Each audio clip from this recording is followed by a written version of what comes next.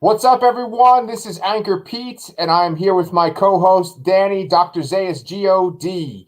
We are the Lasser Cast, and we are doing something a little different today. We are doing a live review show. We're going to be talking about Lovecraft. So for all you Lovecraft fans, why don't you join us and go ahead and throw in some comments. We love responding to comments on here. So here's the deal, guys. We record usually like a week in advance, and I edit the video. And we recorded this video last weekend for the movie Color Out of Space that came out in 2019. And I was all excited. I had all this footage in it, and Danny made some great points, and I had it all edited, ready to go. It was going to come out on Thursday, and then there was a scandal that hit this week. So, Danny, you want to tell everybody what that scandal was? Yeah, really. So basically, like Pete said, like the video was done. We had this marathon recording session last Saturday. We recorded 3 videos in a row. Yeah. The last of those videos was Color Out of Space, an in-depth, almost podcast review of the movie, streaming on Shudder. We were really excited about it. And then I believe it was Wednesday, Pete sends me a message and he's like, dude, did you see this? And apparently one of Richard Stanley, the director, who we spent a lot of time in that video really glowing over, one of his longtime collaborators, co-writers, and apparently like in partners in life, reported just a litany of terrible abuse, domestic abuse, and all sorts of terrible allegations. And we were in this position of, oh crap, well, we don't want to release a video where we are praising the hell out of this guy who's just been accused of domestic abuse. Right. So we said, let's see what happens. Let's, postpone that video. Yeah. And then the dominoes started to fall. SpectraVision has cut ties with him. Many other production companies have cut their ties with him. The KingCast released a thing on Twitter that they were deleting his episode from their backlog. Wow. There was this really funny Twitter exchange where somebody was like, what happened till innocent until proven guilty? I'm not listening to this podcast anymore. And the KingCast was like, oh no, what will we do without you? So, I mean, we here, Pete and I, we're both married. We both have children. We believe in believing the people who bring accusations. And we did not at all feel comfortable releasing a video that we were proud of. We were proud of the video. Yeah, it was awesome. We were not proud of the fact that we were glowing so much about Richard Stanley. So we decided to scrap that video and kind of do this instead. A nice live discussion where we talk about Lovecraft projects. We are going to mention Color Out of Space a little bit. But yeah, we decided to scrap it and go in a different direction for today. Yeah, well put, man. Well put. So, like Danny said, we are going to talk about Color Out of Space, and we are going to talk about a couple of other projects. You guys, if you are Lovecraft fans and you've seen some of his adaptations, today we're talking about Color Out of Space. We're talking about the movie The Resurrected, which Stephen Kostanski, who made Psycho Gorman, he recommended that to us in our interview that we did with him a week ago. Yeah. And then besides that, we're also going to be talking about this short film called The Evil Clergyman, stars Barbara Crampton and Jeffrey Combs. Yeah. Right, and then this movie Intersect, which I have no idea about, but Danny just watched this too. Yeah, it's a new film that's out on Hulu. I mean, I'm wearing my Thing shirt when I think of Lovecraft. We posted a happy birthday video to Kurt Russell this week, and we had mentioned in our Color Out of Space review that there is a direct homage to The Thing in that movie. Yeah. Carpenter himself has dabbled in Lovecraft topics in a few of his films. So I thought that was an appropriate shirt. So yeah, I mean, we're also covering Lovecraft Country this month for the channel. Right. Episodes 5 and 6 coming up probably by the end of this weekend. Probably post on Monday. So yeah, we got a bunch of stuff coming up, all in the Lovecraft vein. So yeah. So for our discussion today, we're going to talk about like the original source material and then what it inspired and like the choices that were made. So Danny, I was thinking that we could just kind of get the color out of space portion out of the way. And, we're not going to talk about Richard Stanley so much because of like what has happened, but we could talk about the influence of the movie, right? And so you had read the story that inspired it. Yeah. I actually just found an audiobook version of it on YouTube. It's short. It's 25 pages in several of the Lovecraft adaptations I have behind me, compilations. So I just found a YouTube audio and read it, listened to it while I was food shopping. It took about an hour and 20 minutes. Nice. And Lovecraft, from everything I've read, it was Lovecraft's favorite story of his. And it's excellent. And one of the things that we had mentioned about the film is that it does a pretty decent adaptation of that story. It's about, this meteor that lands on a farm and just changes the world around this farm. Everything from the water to the family that lives there starts to change. Things start to go weird. Eventually, all the humans on that farm and all the animals on that farm die in very strange and terrible ways. Yeah. It is incredibly Lovecraftian in the sense that we open with you're reading Lovecraft when the story is not a direct narrative, but rather it is somebody who is talking to somebody else and then relaying some kind of crazy story that they heard. That is like the ultimate Lovecraft opening. Right. Like, let me tell you about this crazy guy I know and this story he told me one time that now is torturing me mentally. And that's right. That's what the story was. And like, we had talked about with the film, I think that the film does a really good job of conveying that, Nicolas Cage caging it up a little bit here and there. But the film obviously was able to incorporate actual color, which the story could just describe, but it does it in a very effective way. Yeah. I thought the story was excellent. It's definitely one of my favorite Lovecraft stories that I've read, up there with probably Rats in the Wall. Oh, okay, cool. Yeah. So I don't think I've read Color Out of Space. Like I have read a couple of anthologies with Lovecraft stories in them, but I haven't read too many. And for the movie, for the adaptation of Color Out of Space, Nicolas Cage, first of all, he did a great job. I thought that he was pretty serious in this one. He did have a couple of moments where, like you said, he caged it up. There's his alpaca line that he does. And I saw on YouTube they have a clip where just his little alpacas line. I feel like Nicolas Cage's second half of his career, for every movie he does, there's a YouTube version of it where it's just like 2.5 minutes of Nicolas Cage in this movie, and you get a sense of everything you need to. First time I saw that was with his Wicker Man movie. Oh yeah, Jesus Christ. Where they basically turn it into a 2.5 minute comedy version. Yes.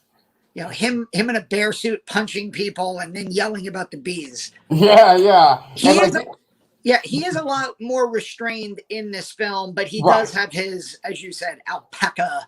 and didn't you say that at one point he's kind of doing the voice of his character from The Vampire's Kiss? Yeah, I read on IMDb that was like he was specifically asked to evoke that acting style. Yeah. Okay. I think he does a great job. Like he does a really great job of showing that he loves his wife, and he loves her before in the beginning of the movie when she's recovering from having a mastectomy, and she just had cancer. He's very loving to his wife and to his kids, and obviously as the things change because of the color, his attitude towards his children changes. But then his wife goes through this completely horrific event. And we talked about this in our video, which was like, this is like one of the worst things I've seen in like maybe 5 years of watching horror movies pretty consistently. And I texted you. I was like, dude. Oh, by the way, the spoilers for Color Out of Space and all the movies we're going to be talking about. I texted you and I was like, did they just fuse the mom and the son together? And you're like, yup. Yeah. And that also happens with all the alpaca. That's the scene we said, very homage to The Thing, where all the alpacas are kind of fused into this monster in the barn. Yeah. It does do a lot, the movie, to evoke that Lovecraftian, sense of going insane. Obviously the cosmic horror aspect of it, with that this comes from a meteor, that the story goes into a lot more details at the end about like the meteor returning to space, or how like the remnants of the meteor return to space and leave like holes in the clouds, and that everything, or like that the people left behind kind of just leave this farm as this like growth, where they just like avoid it, and they kind of let it grow over, so to speak. They call it like the blasted heath or the blasted hearth. Very, very strange. The book is, again, the story's like 25, 30 pages. About an hour of listening if you want to find like a good audio version. So in the story, it doesn't get covered over and become like they don't put a dam over it or whatever. That is part of it. Yeah, but like the reservoir, they're building like a reservoir, but at the same time, it's like the pathway to get to this farm has been like covered over. It kind of felt like in Pet Sematary. Do you remember? Like, I don't know if you've seen the movie Pet Sematary or no, dude. That's one of those. Pete didn't see this. Like what? So, like in Pet Sematary, when they go to and this is both the book and the movie. When you go into the Pet Sematary, there's this like section in the back where it's like this impossible area to climb over. And it's like they describe it in the book as like this place that it has been like left behind, and whatever is behind there is like intentionally hard to get to. And of course, that's the pathway to the Indian burial ground. That's the actual Pet Cemetery that brings the things back. Oh, okay. And it kind of reminded me of that in Lovecraft's story, where it was kind of like the earth covering itself up so that people didn't go to this now darkened, kind of haunted place. Okay. Yeah. Well, that's the story. It was really interesting. I enjoyed the story a lot. I think we had spoken last time. Like I read a lot of Lovecraft stories back in college and in my early 20s, and I had somehow always missed this one. And this jumps right near the top in terms of his literature. It's one of mine. It was his favorite. It's one of mine. Oh, okay. Well, yeah, it's cool because like during our last video, we talked about how it's actually been adapted a few different times. And, one of the versions was, I had it written down here. Hold on a sec. So many freaking Lovecraft notes in here. And then it mixes with my Fargo notes from my other channel. Okay, here we go. So there's Die Monster Die, which is in 1965, and that starred Boris Karloff. Yeah. I got the trailer for that because I was going to put it in our video, like as some of the footage. It looked kind of cool. And what was real cool was that, like, there's a monster in the trailer, and maybe it's Boris Karloff that eventually becomes the monster. But, like, he has, like, this real, like, glowing face, and his hands are glowing. And that was cool. I saw that in the trailer. Then Will Wheaton is in The Curse, which was another adaptation of the story that came out in 1987. And then I saw the trailer for this other one. It was called Color from the Dark, and that was in 2008. And, that looked like it was maybe like a direct-to-video kind of release. Yeah. Die Monster Die, I think, is streaming free on Prime. I'm not sure, but I feel like it's in my, like, probably 500 movie long watch list on Amazon Prime. Right. I didn't even realize that was an adaptation of this. I had heard about The Curse. That's from the 80s, but I never saw that. So that's like a movie that if I could find it on any of the streaming networks, I would love to give a watch. Okay, yeah. Just one of the things I liked from Color from the Dark, it like even though the movie looks a little cheesy, I know that a lot of it they shot in this sort of black and white kind of image. It was made to look like it was in black and white, but then the color itself was bright and in color. So that was the way they made it stand out. So I thought that was kind of an interesting choice. Yeah. But yeah, so that is just one of the many Lovecraft adaptations we're going to talk about today. The next one I didn't get to see, but Danny did, and like I said, it was recommended by Steve Kostanski. We're talking about the movie The Resurrected, which was directed by Dan O'Bannon, right? But he didn't write it, right, Danny? No, it was written by Brent Friedman, and it's based on the Lovecraft story, The Case of Charles Dexter Ward. Okay. And this is another story that I had never read. It's one of his longer stories. This one is like, I believe, close to 100 pages. And one of the nice things, so we got to interview Steve Kostanski of Psycho Gorman. Awesome interview. It's up on our channel now. But he recommended this, and I immediately jumped on Amazon and I found it on Blu-ray for like $16. And this is a Shout Factory Blu-ray, and it's got a ton of great special features on it. And one of those special features is an interview with a Lovecraft historian, S.T. Joshi. And he goes into detail, a ton of detail about Lovecraft and this story, and how this was where Color Out of Space was Lovecraft's favorite story. He says that this was his most personal, and how it takes place in Providence, in and around Providence in Rhode Island. It does the Lovecraft thing of telling you from the perspective of somebody who just went through this ordeal, and then he's kind of relaying the story of what happened.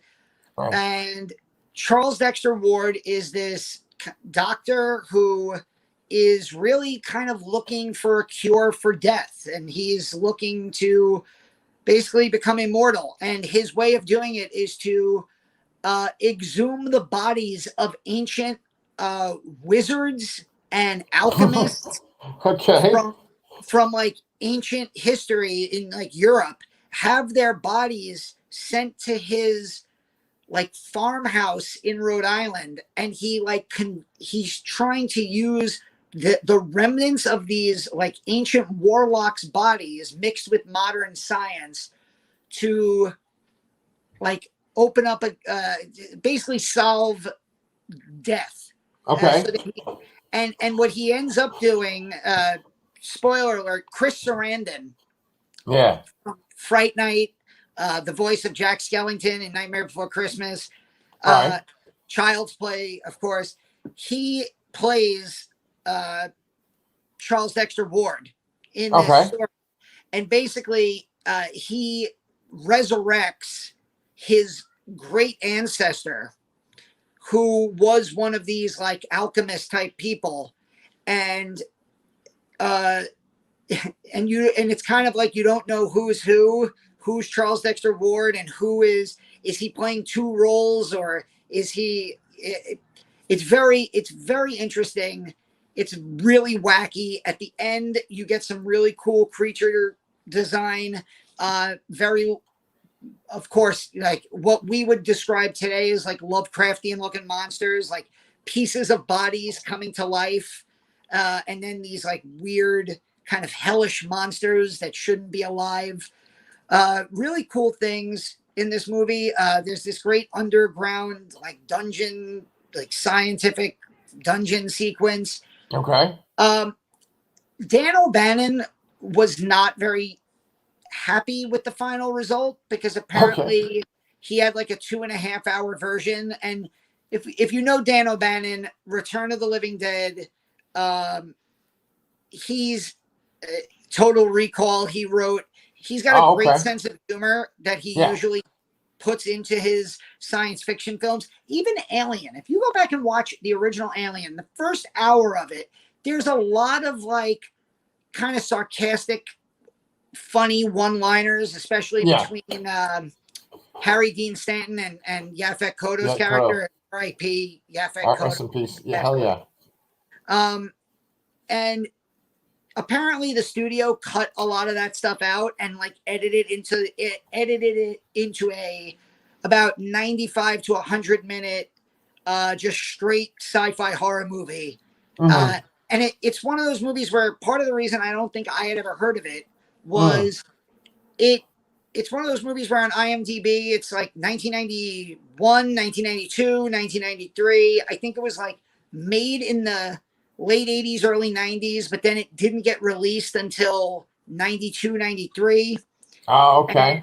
And there were like a lot of studio hiccups and everything, but it's really good. And it, to back up Stephen Kostansky, who recommended it, it is an incredibly accurate depiction of what you would expect to see in a Lovecraft movie.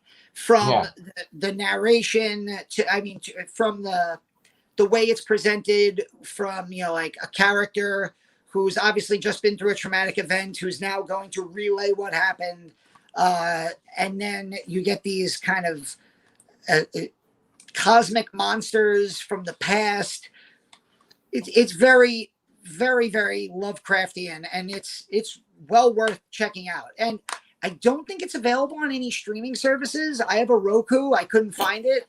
Yeah, dude, it's not, because I wanted to watch it too and talk about it with you, and I couldn't find it anywhere, man. Yeah, and I don't have a Blu-ray player. I'll send you the Blu-ray if you want, but it's available on Blu-ray. It's got it's a Shout Factory or shoutfactory.com. They make good DVDs. What is this? They're late 90s. They make good Blu-rays, tons of special features. I did watch most of them. I put a video up on our channel about the film and the features. Tons of interviews.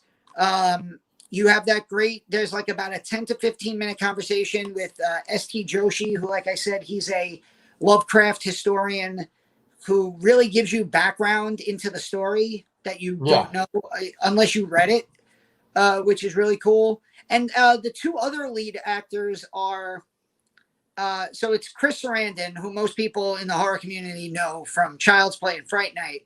But then you have John Terry. You were a Lost fan, right? Hell yeah. Okay, so he was Jack's dad. Jack's dad, yeah. And the lead woman in the movie is Jane Sibbett, who was Ross's ex-wife on Friends. Oh, okay. Because I'm looking at her and I'm going, she looks really familiar. And my wife is a huge Lost fan and a huge Friends fan. Bro, there you go. Like, what are you watching? I was like, I don't know, but all I know is the main characters in this movie are Jack's dad and Russ's ex-wife. There you go. Nice. Yeah. Yeah, it's definitely worth a watch. And Dan O'Bannon. It's actually aside from Return of the Living Dead, this is only it's the second movie he ever directed, and I think he only directed 2 features. Oh, shit. He was known mostly as a writer. Right. He worked with John Carpenter in the mid-'70s. Then he went off and did Alien, and he wrote Alien. He wrote Total Recall.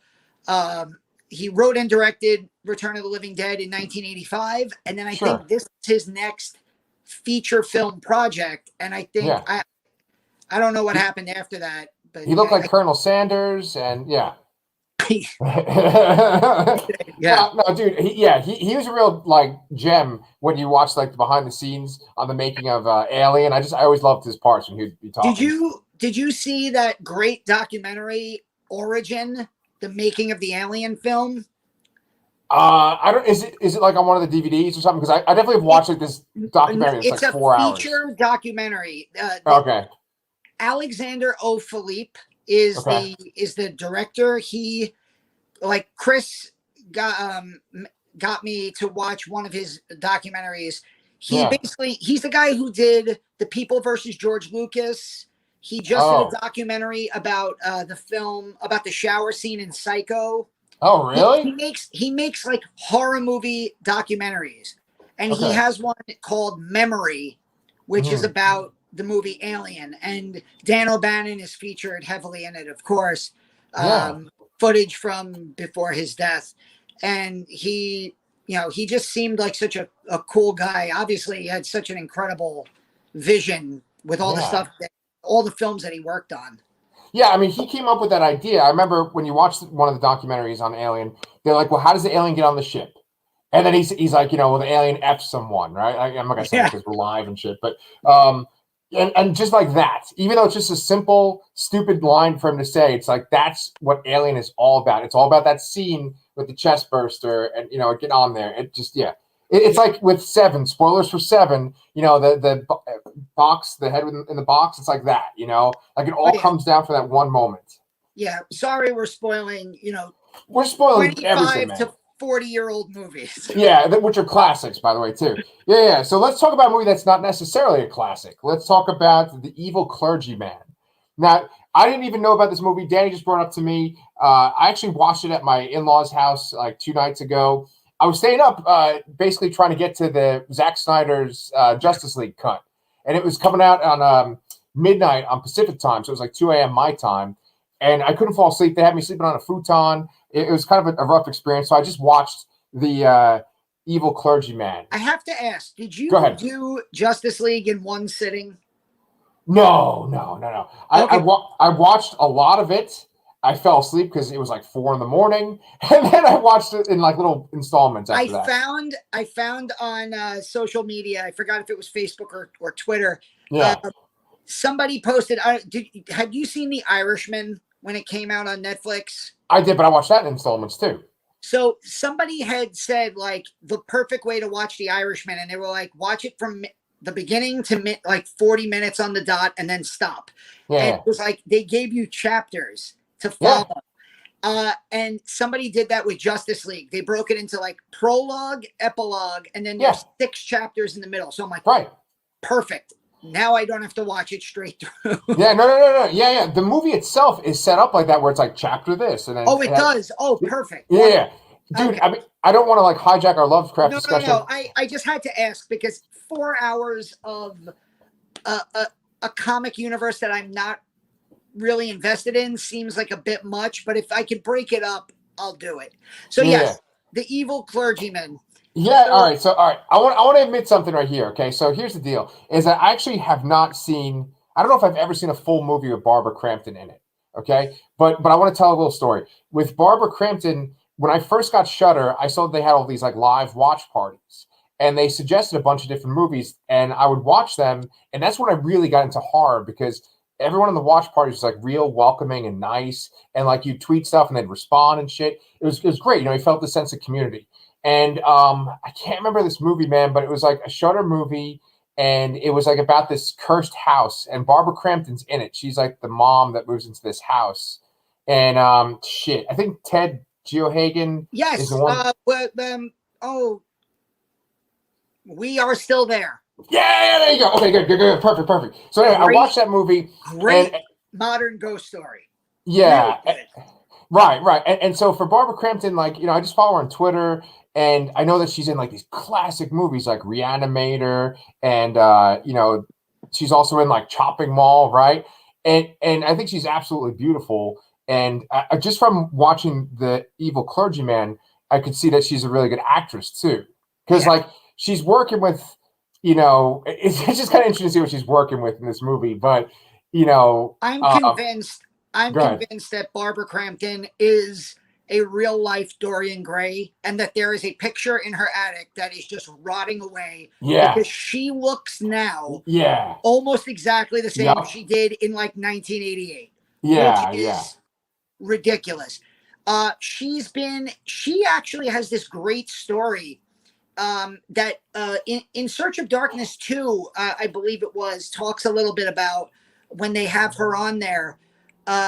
Because basically she was like a horror scream queen from like the mid 80s until the early 90s. And then she talks about how she got to like that certain age that women get to in the movies where they stop getting calls.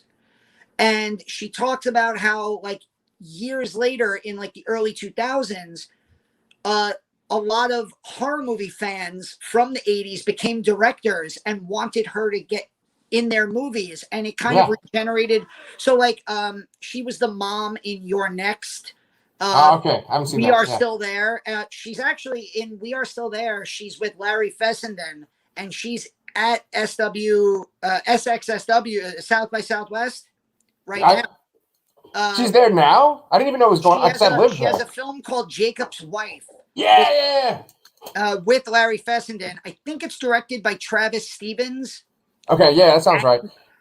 It's supposed to be coming out on I think it's coming out on VOD mid-April, and it's getting really good word of mouth reviews. I've seen a ton of people, critics who are covering South by Southwest on Twitter, they have it in their top 5 of the movies they've seen there. So I definitely want to watch that when it comes out. Oh, but yeah, shit. So I didn't even know because I mean I live here and I've gone to South by Southwest for years and years, but then I thought it was just like all virtual now because of COVID. It is. No, it is virtual. Like that, I know people who are like they were talking about like how they got like the passes and they're watching all the movies virtually. Gotcha. So you live right by where South by Southwest is? Shit, yeah, man. It's in Austin downtown. It's like 20 minutes from here. My house. I'm gonna have to tell Athena that I'm coming to visit you next year. Dude. When the world opens back up. Yes. I'll put the inflatable mattress right there. We'll do a live show. It'll be great. Awesome. Yeah. Hey, we should talk about Lovecraft. Hey, we're live. Yay! So tell me. Evil Clergyman. So on every streaming network, every streaming channel, I have like a watch list of like just an ever-growing watch list of movies. And I noticed that The Evil Clergyman was this late 80s movie that I had never heard of also, but it says like H.P. Lovecraft's The Evil Clergyman, and it's Jeffrey Combs and Barbara Crampton. And I'm thinking, oh, that's perfect. Reanimator, From Beyond, Castle Freak. That's what they did in that time period. They got together and they made Lovecraft movies. And it turns out that this was from Charlie Band Productions. This was supposed to be one part of an anthology called Pulse Pounders. Right. And apparently, like, that never went through, and it was believed to have been lost for nearly 30 years. And in like the mid 2010s, they found like a negative of it, and they like redid the sound, and it's released on Tubi, which is a free streaming app. Yeah. I know a lot of people in the modern world, when it comes to streaming, they refuse to watch anything with commercials anymore. But Tubi has a great selection of like deep cut horror movies and horror things. So yeah, The Evil Clergyman is there. It's 27 minutes, and it's pretty damn good. It's Barbara Crampton in a castle. Yeah. It's Jeffrey Combs being creepy. Yes. There's this rat monster. Oh, the rat monster. That's actually played by David Gale, who was the I know you haven't seen Reanimator, but I know you have to know that there's the severed head.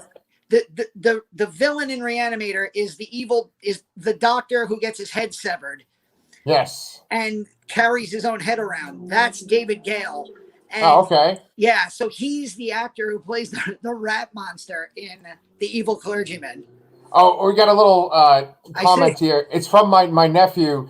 Jacob, I'm talking about a movie I watched at your grandparents' house, but I don't know if it's very appropriate for you. So, watch out, man.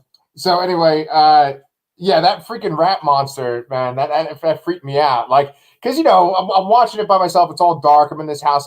It's a new house they're staying in. And this little rat thing just shows up, and that just freaked the hell out of me, man. Yeah. I mean, again, it's this like 27-minute thing. It's got this great gothic feel to it. Oh, hell yeah. I mentioned that one of my favorite Lovecraft stories is The Rats in the Wall. Yeah. I read that back in college. And this starts where Barbara Crampton shows up at this like castle, and she gets let in by this older woman who. This woman reminded me so much of Cloris Leachman in Young Frankenstein. I kept waiting to hear like Frau Blucher. Right. And she mentions that she hears rats scuttling in the walls. And I'm like, ooh, okay. Yeah. And it's basically like she goes upstairs and she basically gets locked in, and like the ghost of her ex-lover is there. And it's this like, it's this really cool little story with two of the actors that you most associate with Lovecraft work over the last probably 30 to 40 years, Jeffrey Combs and Barbara Crampton. And I really enjoyed it. I thought, and again, it's 25 minutes. So even if you don't enjoy it, give it a watch. It'll be over before you know it. Yeah, I mean, I thought it was like a little melodramatic, but I thought that like for what they were able to do in such a short period of time, I was real impressed. And I really liked the way the rat creature looked. I thought Barbara Crampton's acting was fantastic. I thought that Jeffrey Combs was great as this sort of manipulative, evil preacher. And then what's the actor's name who is David Warner? David Warner, right, from, of course, Titanic. But I mean, he's from 1,000 things. He's a lot of Star Trek things, too. And he's the photographer in The Omen. Oh, well, yet another movie that I have not seen. So The Omen, The Omen for me was the first movie that my parents let me watch, and by parents I mean my dad let me watch, that legitimately terrified me and is still probably, I would say, up near the top of like the scariest movies I've ever seen list. Oh shit! Okay, well, I gotta get on that one too then. But like, he's great. He's got a very small part in that, and he's just basically explaining, hey, this guy is manipulating you. He's like gone around and he's manipulated people. And I guess like the end result was that he takes Barbara Crampton's body, right? Yeah, that's what it seemed like. In more ways than one. But... yeah. I mean, they have their little lustful moment in the very beginning, and then he goes to like commit suicide, and then he says, kiss me. And because supposedly he was dead before she showed up. Yeah. And then he seems like he's alive.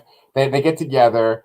And then like it seems like he essentially took her body and he gave her soul to the rat creature.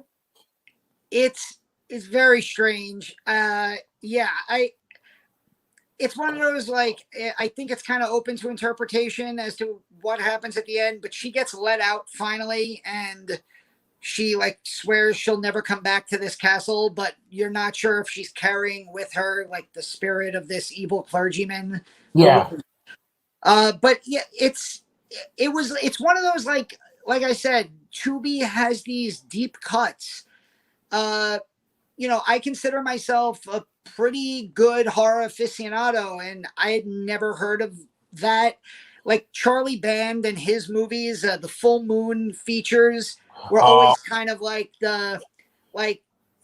you knew that they were kind of, I don't want to say bad, but like almost intentionally bad movies. I remember renting the Puppet Master movies in the late 80s, early 90s. But then like after that, like as time went on, Charlie Band would go on to do like Evil Bong and The Ginger Dead Man. And you're like, oh boy, okay. So Charlie Band did the Puppet Master movies, like the whole series, or no? He basically did.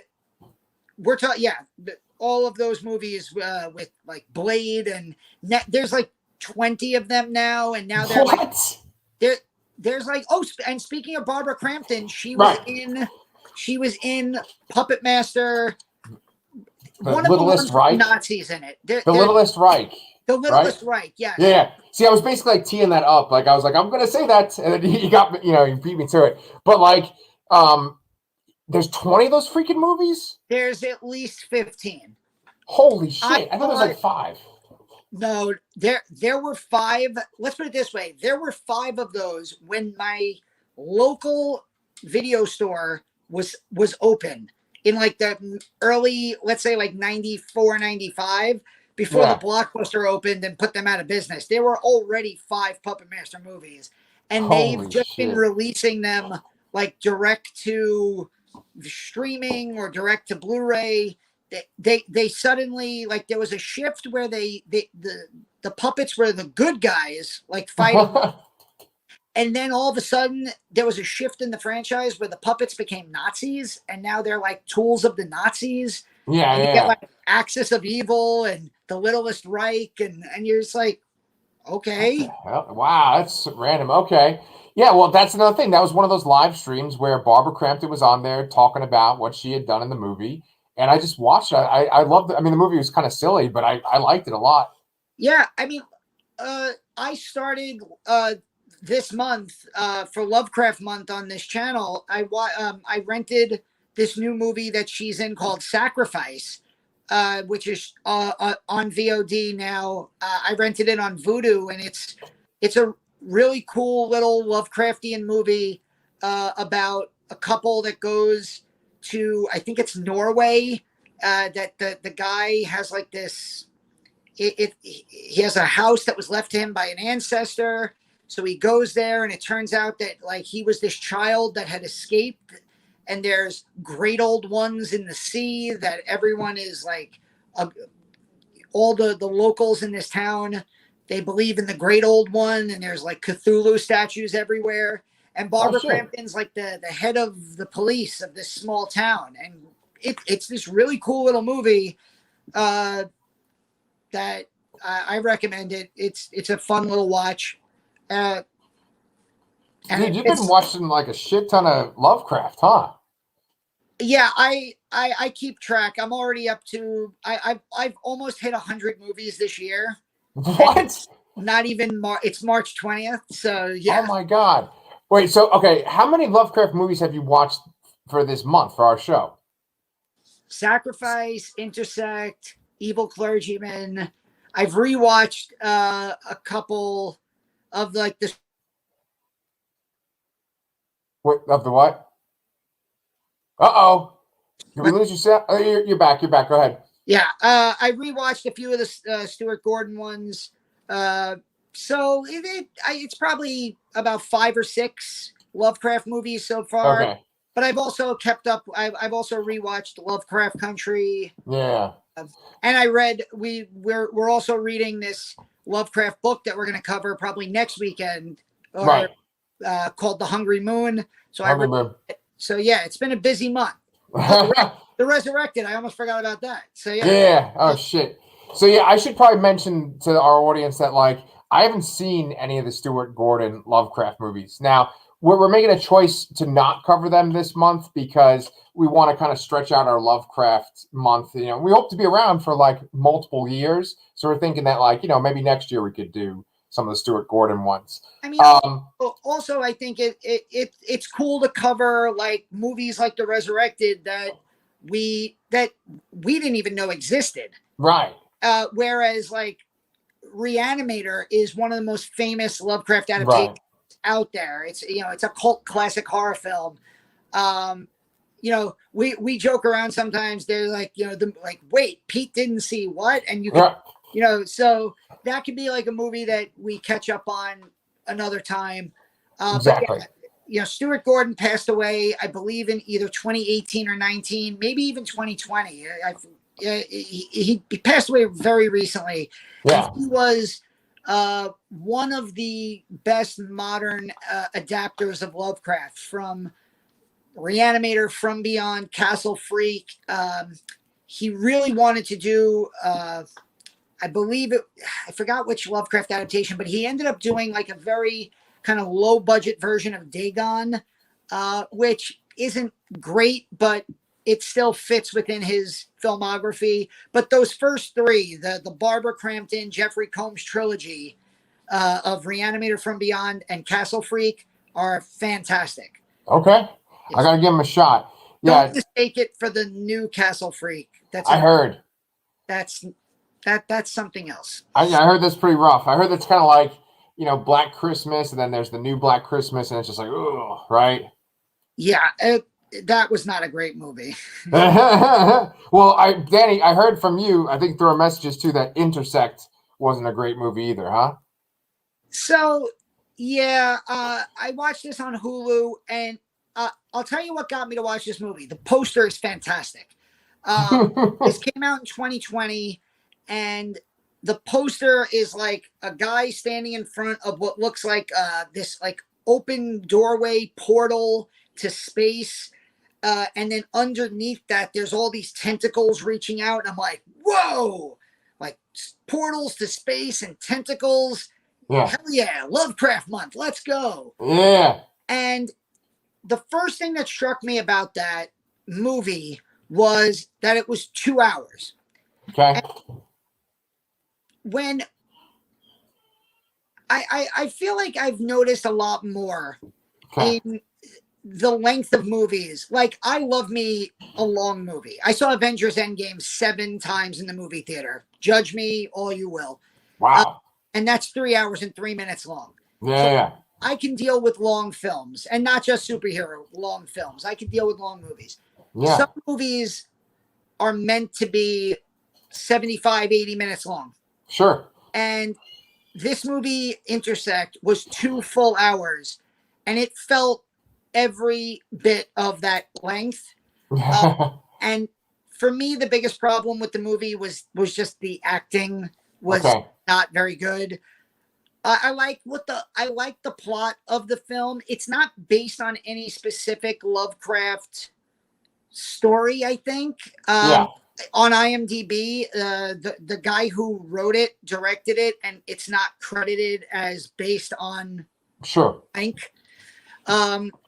But it's about this like trio of scientists who are working on time travel at Miskatonic University. So it's Lovecraft inspired. Yeah. They're working on time travel. They're working on solving a portal where they can open up a portal to another dimension, send life into it, and then bring the life back. Okay. And what the movie does, and again, I think this could have been interesting, is it works almost in reverse chronological order. So you start out, there's 2 people, 2 scientists, and they're visiting the grave of their friend. And then like the next scene, there's 3 of them, and you find out like what happened to their friend, about how like their friend decided to go through the portal himself and died as a result of the experiment. And then we go back some more to them learning about time travel from their like teacher at the university. Then the next scene, it's them as high school kids, and they're meeting for the first time as like 12 to 14-year-olds. And it's just very discoordinating, like watching this movie in reverse chronological order. It's about time travel. And then there's also the main character, one of the scientists, from childhood on, every time he's like walking around, he starts to notice these kind of like these alien looking, kind of weirdly shaped, spiderish, tentacled monsters lurking in the dark. Okay. And you don't know if there's like something from another dimension is watching us. Is it the great old ones? Or is it, are they there as friends just watching, or are they there to take over our universe? There's a lot of interest. Like, it's one of those movies where I think I would recommend it on its premise. Okay. While fully admitting that it's not a great movie. Okay, so I don't want to totally bash the movie. It's called Intersect. It's on Hulu. It's 2 hours where it doesn't need to be, but it's got a really cool premise. If you can get past some kind of amateurish acting, it's okay. But yeah. I mean, just sometimes like you can tell that the idea is really great, but it's just not the execution. There's just something missing. But the fact that they were that ambitious, that itself should be praised, And when dealing with Lovecraft in general, just trying to adapt Lovecraft or Lovecraftian ideas, you're being very ambitious, because this is not something that you can you have to be very creative in the way that you can adapt something and make it filmable, right? Yeah. So yeah, so yeah, his stories, the way that they grapple with the cosmic elements and then those great old one elements to them, they do tend to pose an interesting dynamic for modern filmmakers. Like, how do you, like, what we've noticed is sometimes you just get kind of Lovecraft out of nowhere. Yeah. Like we did a review on this channel of the Stephen King book Revival. Yeah. That book literally is about 360 pages, and for about 330 pages it is just a pretty good Stephen King story, and then 30 pages left in the book. Lovecraft. It goes full Lovecraft. Yeah. We, in our 2020 best of wrap up, we talked about Underwater. Okay, and yeah, that's another one. Yeah. Underwater is if you were gonna for the, let's say Underwater is about an hour and 40 minutes. Yeah, it's pretty tight. Yeah. An hour and 30 minutes. It's a straightforward aquatic horror movie. You have people underwater and they're being chased by underwater monsters. Yeah. And spoiler alert, it goes full Lovecraft in the last 10 minutes of that movie. Yes. So, I don't want to talk too much about Color Out of Space because of everything that happened, but like Color Out of Space was one of the few really modern takes on just going full Lovecraft and adapting a Lovecraft story from beginning to end. Yeah. And I mean, it's awful, the allegations against Richard Stanley, and obviously he's not going to be making any more films, at least for Spectravision, and probably not going to be getting money from anybody. But I hope there is a filmmaker that is willing to take up. I mean, the obvious answer is right there. It's Guillermo del Toro. Yeah. I mean, he's been trying to make In the Mountains of Madness, or At the Mountains of Madness, for, it feels like I've been reading about del Toro's At the Mountains of Madness for almost a decade at this point. Like, at least. Let the man make his Lovecraft movie. Yeah, but he said something once in an interview where he said that he didn't want to make it At the Mountains of Madness anymore because of Prometheus. He felt like Prometheus told that story. Really? Oh. Yeah. Well, I don't know how you feel about Prometheus, but I think Guillermo del Toro can do that story a little bit better. Dude, I think we keep talking about Steven Kostanski. I think he could make an awesome Lovecraft adaptation. Especially with his knack for creature design. Yeah. I think that's a great shout. Yeah. Yeah.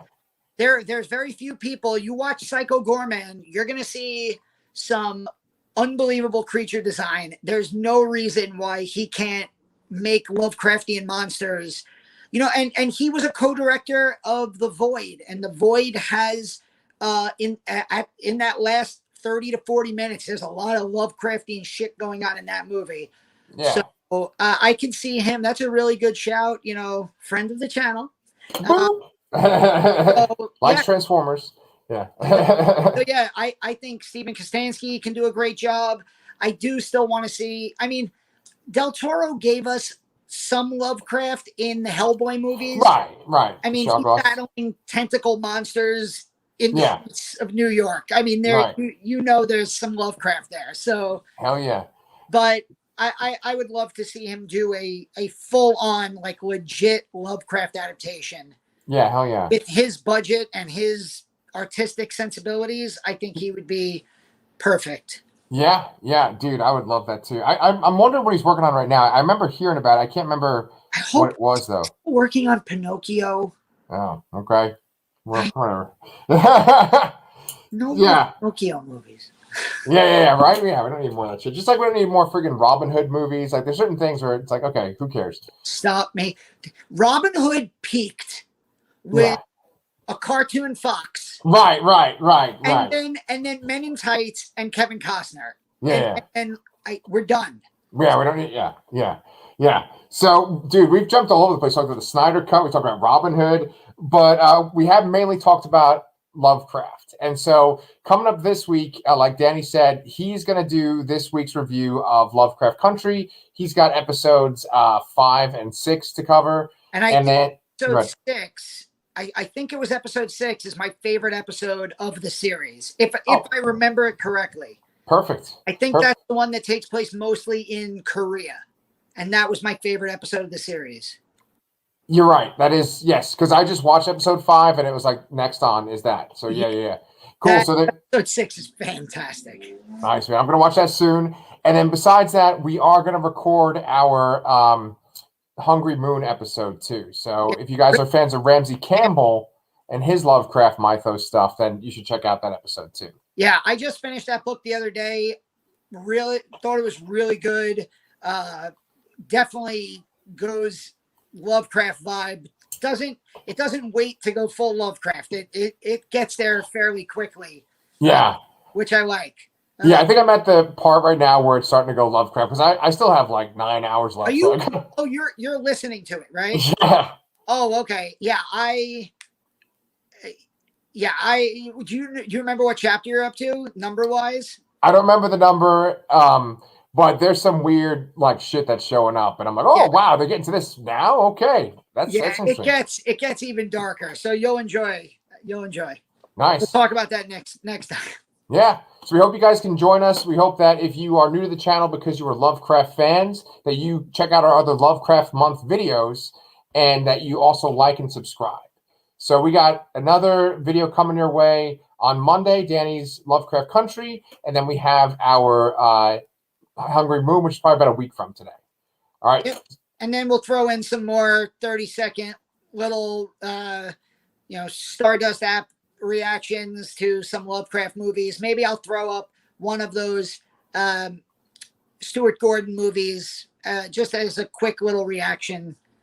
Sure. It's been a long time since I watched From Beyond, so maybe I'll rewatch From Beyond. Yeah, okay. Yeah, and that actually reminds me there is a comic written by one of my current favorite writers, Cullen Bunn, and it's one of his like most Lovecraft inspired books. I think it's called Cold Spots, and I think I can probably get that review up on the channel maybe within this week too. Yeah, man. So yeah, we got tons of shit coming your way, so you guys make sure that you are subscribed to the Lastercast. But until then, we'll see you guys next time.